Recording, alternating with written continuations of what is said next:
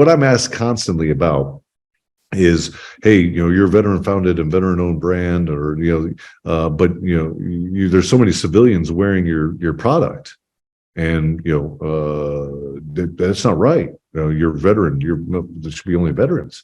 Well, my simple response to that is, what would you rather do? Want to roll back time to the 1960s, where you're getting spit on by the American people, or would you rather them celebrate what we represent as a community by wearing product that speaks about the things that we represent?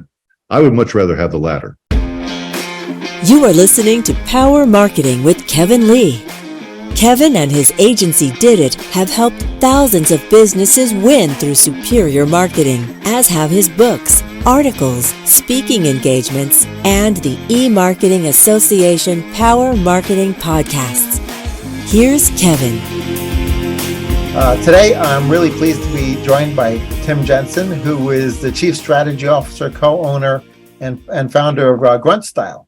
And for those of you who don't know about Grunt Style, we'll learn all about that. But before we delve into Grunt Style, Tim, I wanted you to share the deets on the foundation that you guys formed, where you're the president of that foundation as well, because some of the stuff I saw you doing under the foundation is really amazing.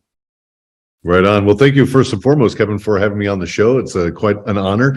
Any opportunity to sit and talk about Grunt Style and its charitable givings and the work that we're doing within the LLC is quite the opportunity that I always jump on.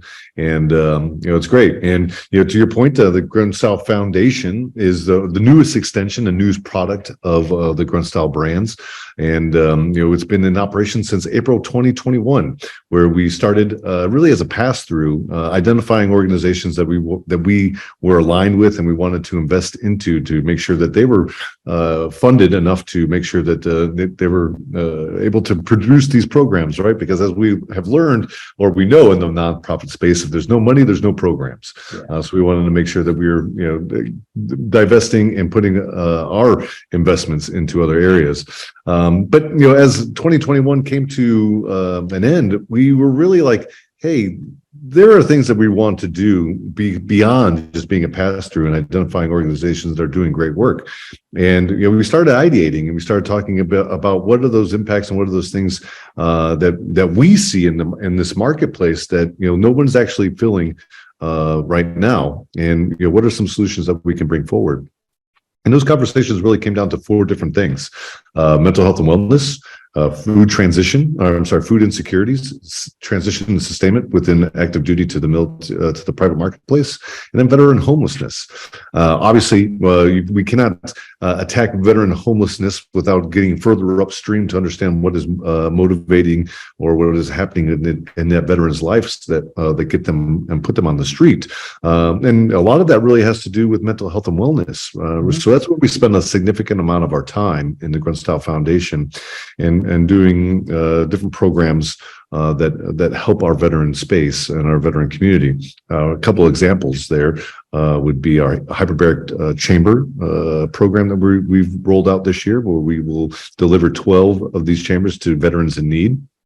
And the benefit there is it's extraordinarily expensive to utilize this form and method of treatment out in the private space.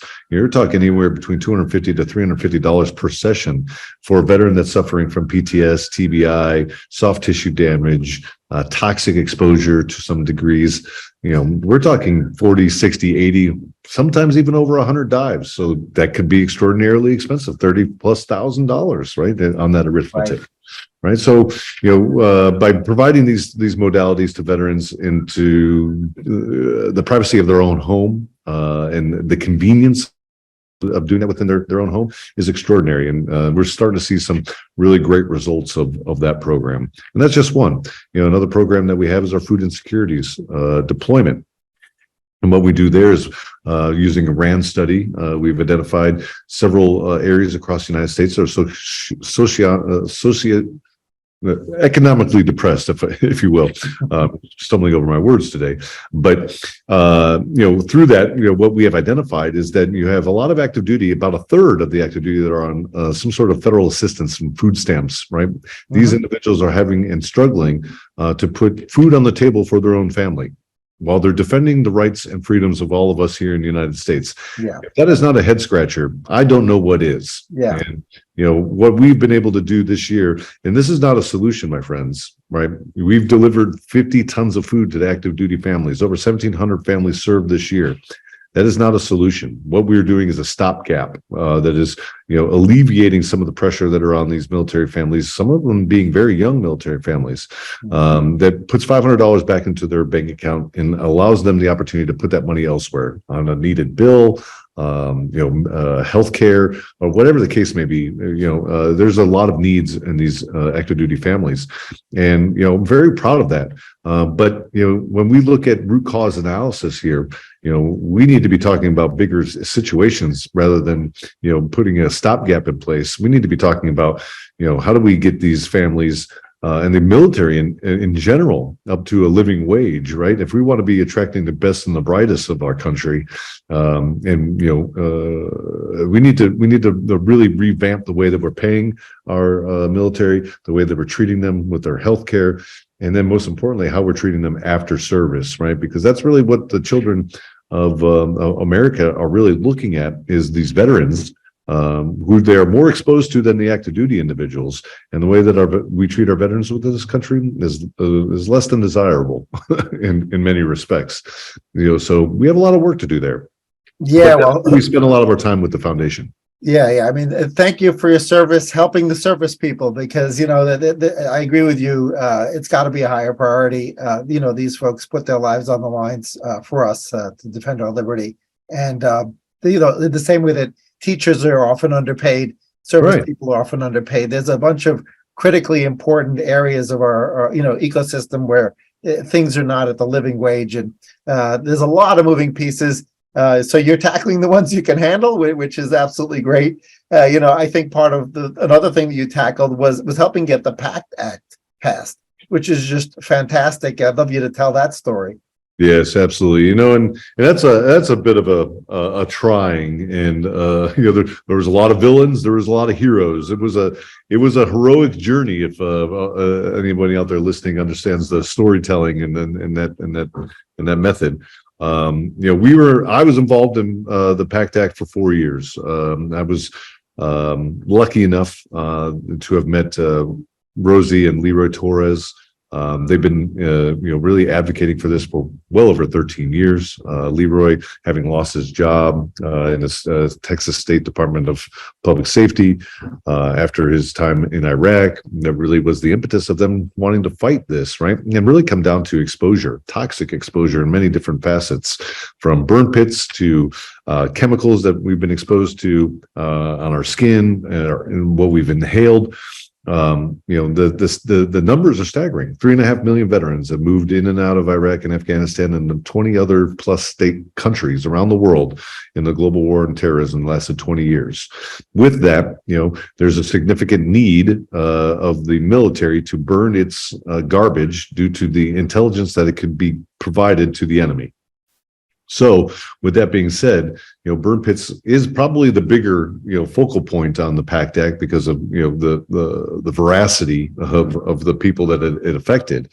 So 100% of us have been exposed, and about 25% to, some say up to 30% will be affected in regards to some sort of health care need, from asthma to skin disorders to cancer to terminal illnesses, and we've seen that over the 20 years, right? We've watched our brothers and our sisters fall to their knees and eventually fade from existence due to these inner injuries that have a latency period of 10 to 15 years, which is extraordinarily scary. And I think that the work that we did with the PACT Act, we were able to right a lot of wrongs, mostly, the wrongs that happened before our generation, right? We're talking about the accounting atolls, where the nuclear testing was happening. We're talking about the remaining Vietnam veterans that, were not covered by the 1990s Agent Orange Act that covered pesticides. We were able to pick up the remainders of those. We were able to pick up the remainders of the Blue Water Navy individuals, the Camp Lejeune poisoning of the late 80s. There's so many different cohorts that we were able to wrap up into this bill. and eventually law, that, I think it's probably the biggest bill, and Secretary McDonough has said the same. This is the biggest bill that had become law in the last century of American, politics. And, I think the biggest win we have there, well, there's two really. One, presumptions. Now the service member no longer has to arbitrate and defend their own case. So that's one. And secondly, this protects future warfighters from conflicts that have not even, showing on the horizon. So I think those are really big wins that we're smart enough to look down the road and say, hey, let's not talk about time now. Let's try to get everybody that we can that has been left out and bring them to the table and get them covered. But let's really look to the future and say, we are no longer going to do this again. We're not, and I've said this along the way the entire time, is we are not our father's generation. We've watched our fathers and our fathers' friends and our mother's friends die from those injuries of Vietnam.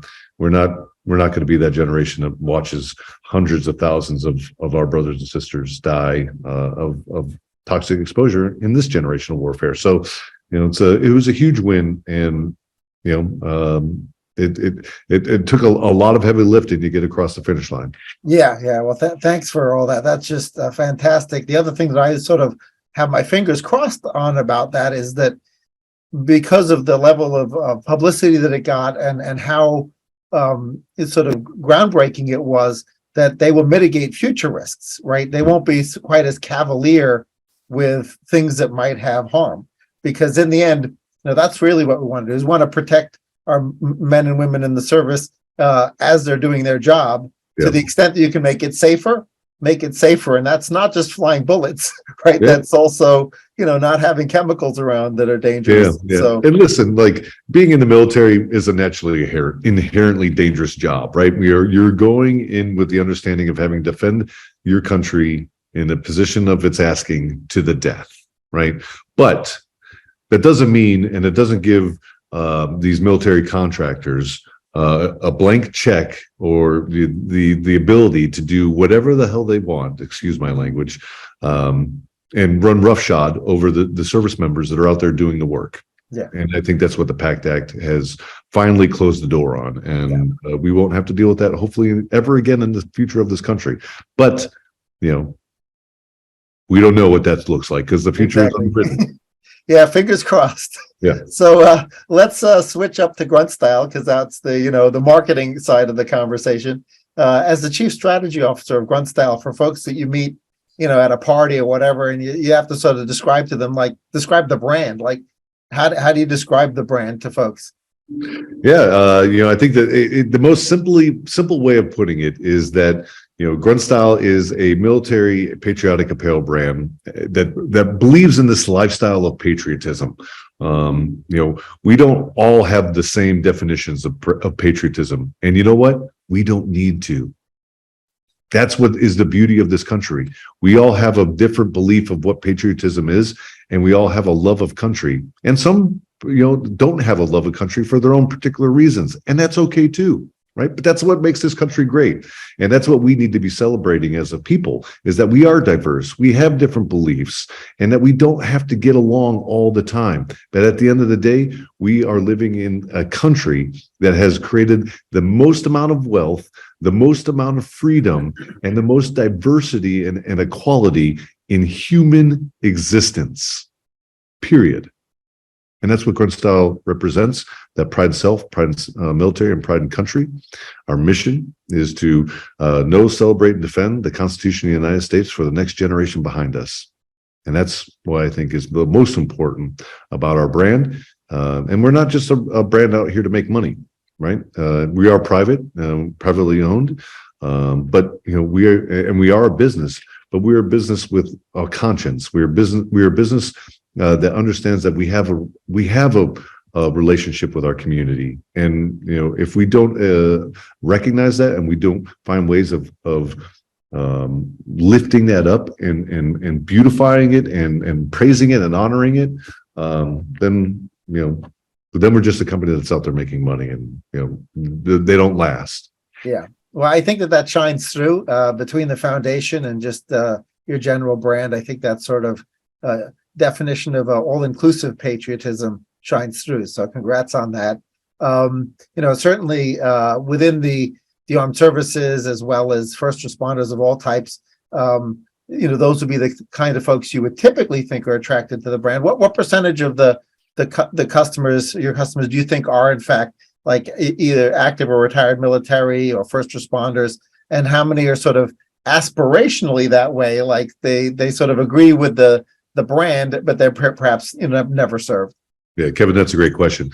I think we have a very diverse audience of purchasers and consumers.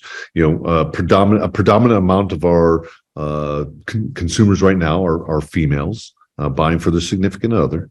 We have about 30 to 35% of our consumers are veteran or active military. We know that 60% of our sales are driven by first responders, so that's pretty interesting.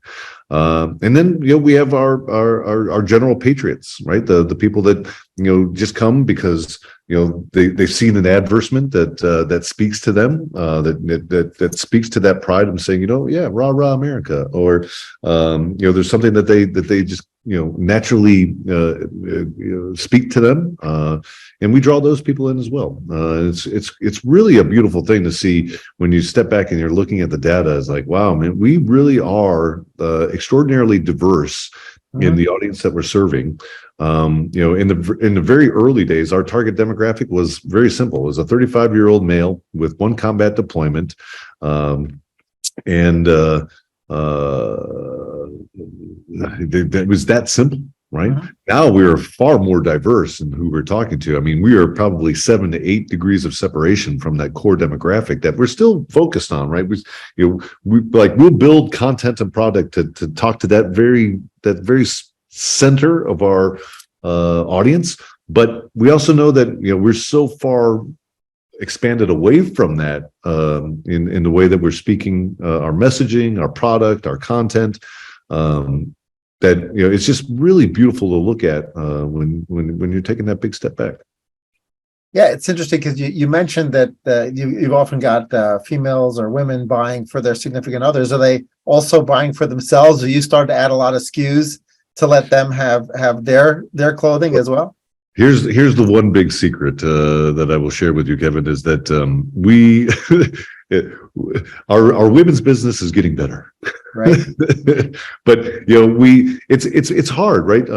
Because servicing that female as a person buying for themselves is far more difficult than it is for a male, right? We were talking about sizing issues, we're talking about fits, we're talking about all these different things. For a male, it's like, oh yes, give me that, right? There's a large, I'll put it on my body, right? Much different, right? Yeah. And it's we've struggled for a very long time to really nail that in, and we've had some successes over the years, and we certainly have built some franchise designs that have carried well through the business. So we're not doing it wrong. Right. I'm saying that it's a much different audience that we have to design for, and we're constantly getting feedback, putting focus groups of females together, saying, "Hey, what do you guys like? What is the trends that you're seeing out there that that we're not addressing right now?" And so we do pay a lot of attention towards that. Great. It was just popped into my head when you mentioned who the shopper was. So I'd love to get into when I looked at sort of the demographic of your audience, certainly among active military veterans and first responders, those tend to be really tight-knit communities. And so when you have brands or marketers going into tight-knit communities, you often see them embracing influencer marketing in some way because of the tight-knit communities. Has that been an important part for your marketing plan? I would say early in the business, 2014, 2015, we really leveraged that influencer marketing a lot, right? We had really attracted a lot of bigger influencers across the platforms, and we're talking like, this is before TikTok and some of the it was like it was Facebook and it was Instagram just started. Right. So that was it, right? I don't even think LinkedIn was really a thing back then. So, we were attracting a lot of great influencers at that time. But the market shifted, right? The market shifted to the point where people, the consumer, the younger consumer, mostly those Gen Zs, they sniffed out influencers immediately and like, well, I'm not engaging with you because you're just selling me a product. You're not selling me a lifestyle, right? So we had to reimagine what our influencer and our ambassador programs really look for or look like. And if you look at that today, and some of the people that we have in our stable, if you will, these are people that are living lifestyles, and they're speaking to that lifestyle. They're not speaking of our brand and trying to make a sale. They're saying, hey, this is the lifestyle that that I exhibit, and Grunt Style is a great pair for what I'm doing, right? And we talk about what really in the office a lot, what we represent, and it's like we're that base camp gear, right? We're not the gear. We're not that the technical high performance apparel. We're that apparel that you're when you're at the base camp and you just got off the mountain, or you just killed that big elk, or you just hit that home run, your team won. We're at the tailgate, we're at the base camp, we're at that function, right? And we're sharing in those lifestyle moments of celebration, and that's where we live. Yeah, I think the key takeaway for me there is authenticity, right? Mm-hmm. Which is, if it doesn't smell authentic, people can smell that right away, right? If it's sort of an artificially created brand ambassadorship, that's not going to fly, right? Especially for your brand. 100%. And I think that's all brands, really. Yeah. If you're, authenticity is king. In business, they cash is king. Well, in advertising, is how authentic can you be, especially to the younger generations of consumers, which is shifting every moment. It's some of the most difficult things that a marketer has to deal with right now, especially with the way all the doors continue to close, in ways of reaching people.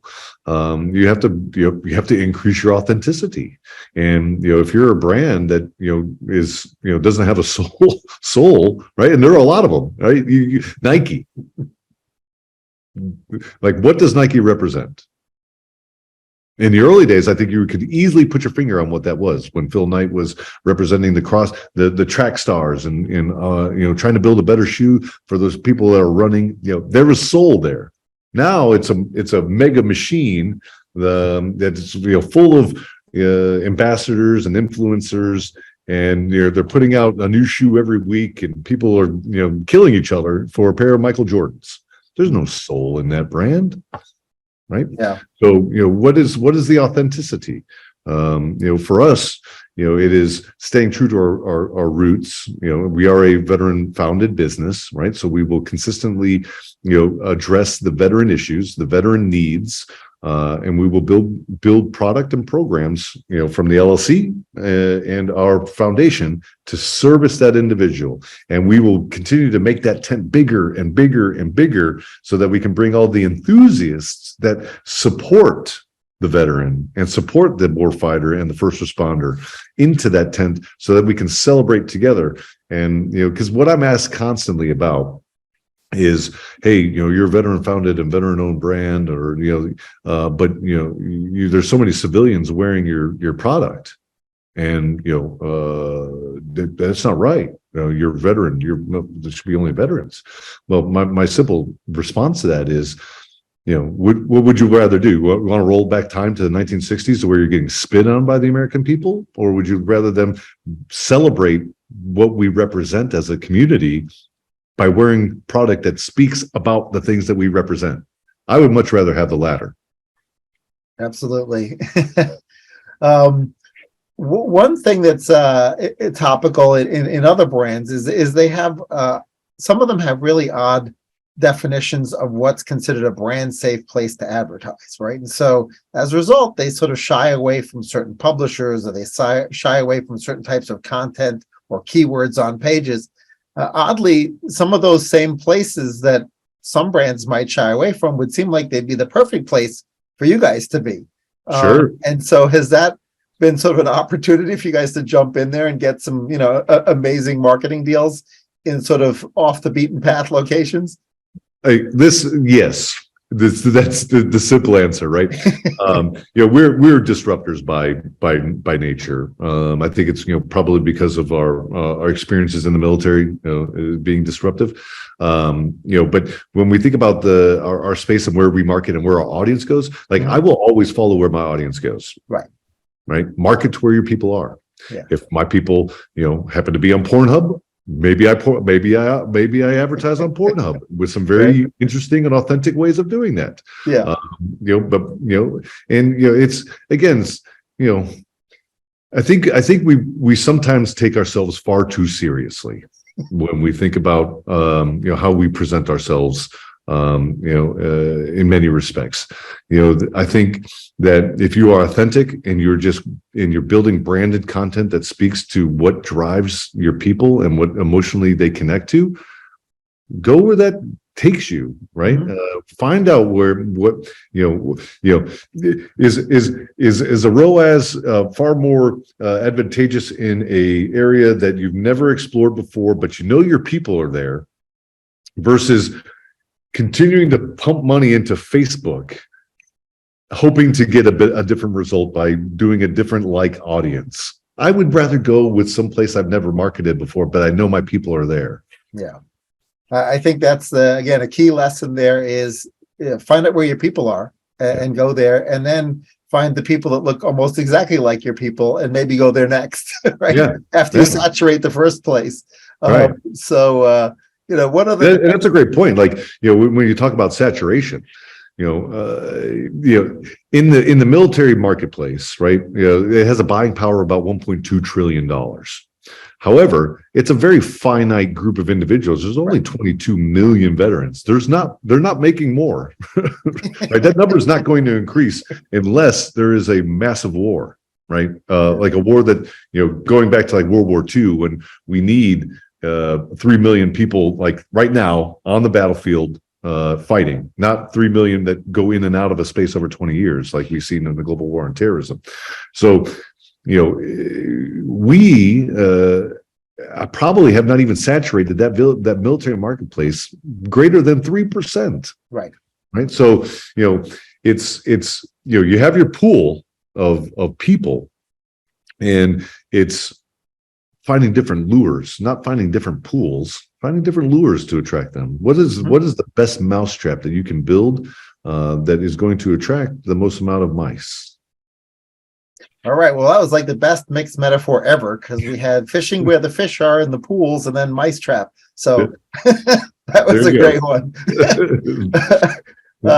Speaking of fun, your homepage has this cool spinner, this discount spinner that you have on there, which I thought was sort of fun. Would you recommend that other marketers gamify their homepages with stuff like that as well? Do you get positive feedback from things like that? Oh, well, yeah, 100%. The wheel of discounts. I personally hate it because I don't like discounting my product, but it is a marketing tool, right? And I would recommend for all the marketers out there that are listening, you have to find ways of what is the carrot, right? What is, when we talk about mousetraps, what is it that you're doing to bring the people in to experience your brand for the first time, right? From the journey of putting that first advertisement out to them clicking it through, then coming to your page, and then pointing them in the direction that you want to go. You are in control of that as the marketer, right? And creating those UX, those user experiences and those user interfaces, on the tools that you have to give them the most optimized experience that they can enjoy. Gamification. Listen, I got a degree in game theory, right? My background is creating video games and moving people through scenarios, to get to an end state, right? And what I've learned through that over the years in applying that knowledge into this business is gamification is one of the easiest methods that people like to enjoy, right? And if you can find those interesting moments in your user experiences, you need to capitalize on those, because as we understand human psychology, what is it that people love to do? What is the one thing that people love to do? Well, they love to talk about themselves. So give them things and tools and icons and badges and all these different things that they can talk about themselves in your universe, right? Mm-hmm. When Facebook rolled out that top fan, or those little monikers that showed up in gray above your name when you're operating within a Grunt Style Facebook fan page, or what insert brand here, right? People love that, right? People were dying to post as many times on those pages when that feature was rolled out, because they wanted to be that top poster. They wanted to be that mega fan. Your job as marketers is giving them the tools so they can be your force multiplier, right? Yeah. They're your evangelist that's going out there and saying, "Hey, you see what I got? I got this badge today because I did this at Grunt Style. You don't have this." Right? That's what people want. Yeah, I think probably the best example of someone evangelizing a brand would be what Harley Davidson gets people to do, right? They get people to walk around with the tats on, and they become walking billboards, and they live the brand, more than anything, probably. Right. And I think back to my time in the Marine Corps, right? And I spent about 9 years in the Marines, and it's a cult, right? And I say that respectively. Like, the Marine Corps has provided me all the tools I needed to be successful in my professional career. So I would never speak illy of my alma mater. But I put my marketing glasses on, and I'm looking at the way the Marine Corps operates, right? Every Marine is instilled from the moment they land on the footsteps of their recruit training depot. They start getting pounded in the mouth, like all this information, and in the ears, like in the eyeballs, of Marine Corps propaganda, Marine Corps branding, right? And that's just being flooded into you. And then when they release you out into the fleet, what do? You start tagging and putting that Eagle Globe and Anchor on everything you own, on every vehicle that you sit in. You start branding everything Marine Corps, right? And then you start talking everything Marine Corps, to the point where people are like, "Oh my God, here comes Tim again. He's going to tell me how much he's a Marine and how much he's blah blah blah blah blah." Right? But that's marketing 101, right? So our job is to make and I use this term loosely, but our job is to make our brand a cult, right? Is to make people want to scream from the mountains, "I love Grunt Style, and you do too, and you need to," right? And it brings me back to another metaphor, if you will, or is the Green Beret, right? The Green Beret's mission is to walk into a civilization or a tribe or a village or whatever the case may be, alone, and walk out with an army. Right? They're going in to create a guerrilla movement, force multipliers that can, overturn a country, replace a government, whatever it is that they're wanting to accomplish within their mission set. That is what they're doing. Is they're building a guerrilla movement. That is what our job is. We have to build a guerrilla movement within our brand, within our audience, and turn them into force multipliers. So when they're talking to their one friend and their one friend and their one friend, right? It gets all the way through. It permeates all the way through everybody that they know. Well, you're absolutely off to a great start on that. I think the brand speaks for itself, and speaks to everyone who sees people wearing it. So 2023 is a big question mark with regards to the economy. We could end up in a recession. We could end up perfectly fine. But nonetheless, what has you excited about 2023? Well, I think there's a lot of excitement bubbling up here at Grunt Style, excuse me. Right now we're in it's November. We're 2 weeks away from Black Friday, our Super Bowl, if you will. But at the same time, our plan is already baked. So that ship has sailed, and we're spending this time right now, building our 2023 planning, right? So we're going through our budget process, we're going through our strategy. What are the four big ideas that we want to go after? So it's a really awesome time. This is my favorite time of year for many different reasons. But as we think about 2023, I think we're going to have an extraordinary year for the foundation, right? I think we're going to capitalize on the wins we've had this year. Unfortunately, we'll have to deliver more food to active duty military. Unfortunately, we'll have to deliver more hyperbaric chambers to more veterans that are needing that modality of treatment. We'll expand into a suicide prevention program that I'm super excited to roll out in 2023. So that's a big one. We're going to cover as many states in the union as possible with this. So super excited. And then, training, right? One of the things that we've understood from the 501c3 aspect of things is that there are a lot of groups in the veteran space that are providing charitable services under that 501c3 banner. But a lot of them really, are doing it with well intentions, but they don't know what they're doing. Right. So we see that. We talk to a lot of these individuals out in the space. And, our executive director, Will Wisner, has come from a company called CCS, which is a global organization that does exactly that. They take on these bigger fundraising deals and they train individuals. So we're going to be creating a program for veteran 501c3s that have just started within their 2-year window of operation, and provide a program for them on how to optimize their platform. And how to use move management and different strategies of cultivation and development work to really set these organizations up for success, which ultimately will then create more successful organizations that can go out there and say, hey, we need to bring this in closer and have a more a more succinct message, right? And that's what I'm super excited about that one. When I think about the LLC, that's a bit of a tougher situation, right? Because there are some significant market forces that we have to recognize going into the new year. So we are planning smartly on how to mitigate that.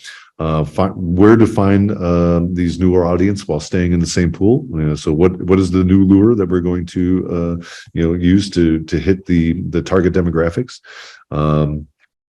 And then most importantly, what are we going to be doing to provide more value to our consumers, right? Beyond what we're doing today. Cool. Well, I love on the 501c3 side, the fact that you're applying force multipliers there as well. Right. Mm-hmm. So all over the place. Well, thanks so much, Timbo. It was great having you on. I think there were a lot of pearls of wisdom that you shared with the audience that they can apply to their marketing. So that's great. Kevin, it's a great opportunity to spend some time with you and share what we're doing here at Grunt Style. I am truly honored every day, and I tell this to all of my teammates here, that I get this opportunity to work with such amazing people. I'm a steward of this brand. And I serve at the privilege of everybody here, and I think we all are under that same understanding. And the things that we're doing and the lives that we're impacting is truly something special. And I'm just so privileged to be a part of it. Great, thanks so much, Tim. Thank you. Kevin Lee's Power Marketing is available on all your favorite podcast networks. Kevin loves helping businesses excel at marketing. Having marketing challenges? Just like Santa in The Miracle on 34th Street, if Kevin can't help you, he'll know someone who can. Find him on LinkedIn, subscribe, or follow.